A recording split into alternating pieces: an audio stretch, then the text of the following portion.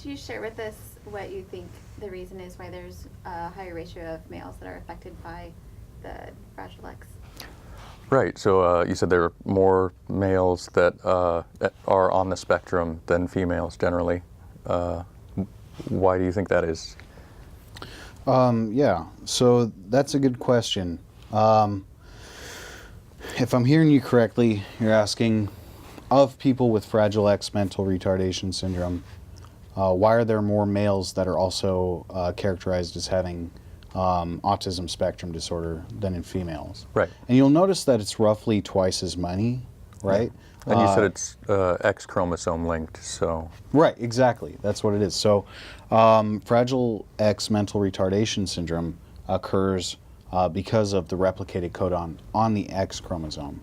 Because females have two X chromosomes, they sort of have a buffer there. They're less likely to show symptoms even if they are a carrier for that genetic sequence. Because it might show up only in one X chromosome and not the other. Right, so how your chromosomes work, this is just a quick little lesson, just a quick little biology, I guess, is you have a pair of chromosomes, one from your mom, one from your dad. And everybody knows that. What some people may not know is that one of your chromosomes will become a bar body. And what a bar body is it's the chromosome that decides to become sort of deactivated. It kind of crunches up and it just stays that way while the other chromosome is more open. And in reality, it's much more complex than that, but you can essentially see it that way. So females may have Fragile X mental retardation syndrome just as often as men do, or how would I want to say that? So they would have the genotype, but it wouldn't be expressed. Right, because they have twice the chance of that genome being expressed as a bar body and therefore ineffective. Okay, that makes sense. Does that answer the question? Okay. So you do research in mice. Animal research has been very controversial. Do you want to chat a bit about why you think animal research is still necessary and important? I know from our conversations that it's not some evil lab where they're pulling mice out and gassing and torturing them. You love these mice personally. I do, yeah, and it actually makes me really sad because I have a hard time sharing about what I do with other people. I've learned very quickly not to share what I do with other people. I just say I work in a lab. Mm-hmm. Sometimes I'll say I work with mice, and that's as far as it goes. You know, when I first was accepted into the lab, actually I was offered a position in the lab, and I took it because the person who owns the lab is my mentor. You know, he's a really great guy. Mm-hmm. Anyway, I was really excited at first, and I really was like, hey, you know, I'm doing it. I'm the cliche, you know, I'm working with mice, and I got my lab coat, and look at me, you know. I was so excited. And I remember the first person I told, I think it was my sister, and her response was ew, you know, right to the mice. Yeah, it was right. ew, and then also, you know, don't you feel bad?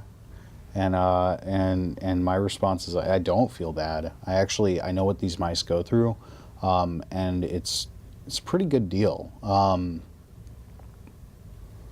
So. I've had many comments from people like you know, other coworkers and you know, just people who I have told. They've referred to me as like you know, I don't know. It's a pretty common one is have fun torturing your mice, you know. And it's like even if it's as a joke, it's kind of like, you know, that's not what I do though, right?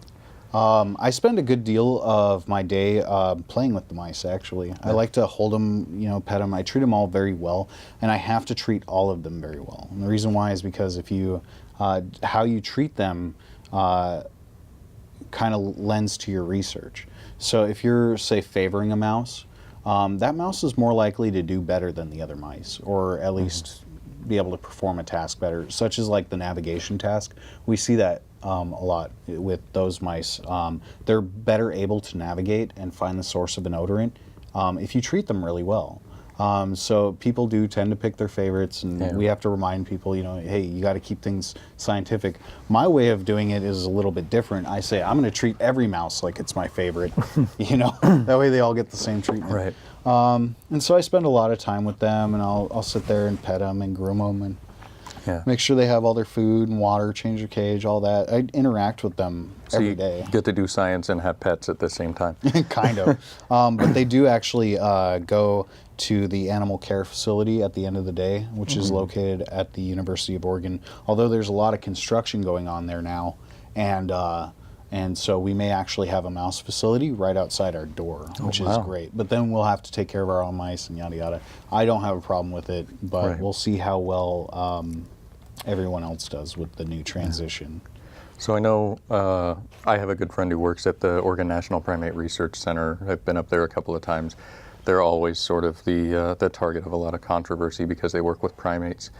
And I think something that, usually this is happening in a lab somewhere behind closed doors, and I think the general public doesn't really know how animal research works, or even the number of hoops that you have to jump through to get, you can't just say, oh, I want a monkey for this study, and you just have one. If you can do the study Right. with a fruit fly, Yeah. you don't get a monkey, you get a fruit fly. Right. So, there's the argument that... Monkeys are a little bit different, I think. Yeah. And I think it's because they're so closely related to us that, when people experiment on them. I know we've had monkeys at the U of O Yeah. in the past, and we've gotten rid of them because people do feel kind of bad working with them. Yeah. Yeah. But we do have owls at the U of O, and we have a lot of zebrafish work. But yeah, you mentioned something that's really important. We can't just get animals and do whatever we want with them. Yeah. We're under very strict guidelines. Right. And what's the bureau that you have to apply through?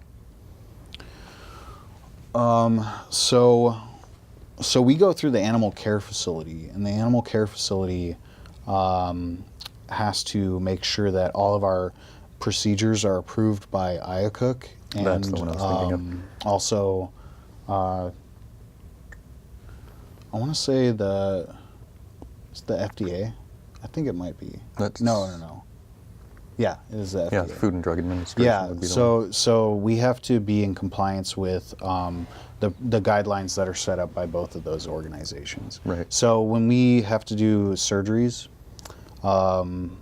say for the implants that we do, when we have to do surgeries for the owls, they get audio implants. We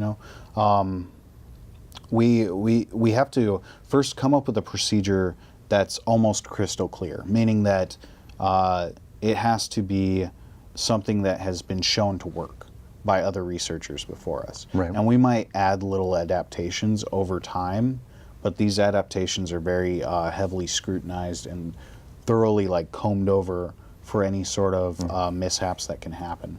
And then once they're combed over, we bring them to IACUC and the FDA, and they look at these and they either approve them, they say, hey, this meets our qualifications, or it doesn't. And oftentimes it doesn't. And we have to keep resubmitting, and they offer us some comments, and we go, okay. Yeah. Sometimes we think we have a better method, and then they come up, their people are great. They Yeah. come up with reasons why we can't use stuff, and it can become a pain because we think we came up with a really great thing, and then they go, well, we had someone else try that, it didn't work out, and this is why. Yeah. So it's constantly checks and balances. Doesn't mean that mistakes don't happen. It doesn't mean that, because sometimes we think that everything's going to go well, and it doesn't for Right. one reason or another. Stuff still happens.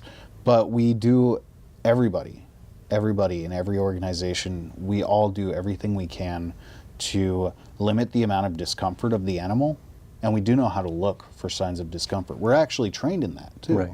because we can't have animals that are uncomfortable. We can't have animals that are panicking or in pain because it's bad research. It doesn't give us accurate data. Right. Right. We want the animals in And their especially with olfaction, where you're studying their breath rate. If right. an And animal's so if panicked, you're scaring the animal all day long, then what does that mean?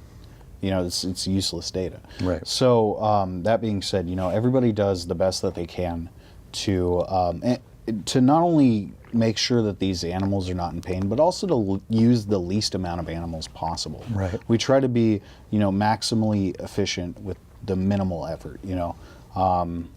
We're trying to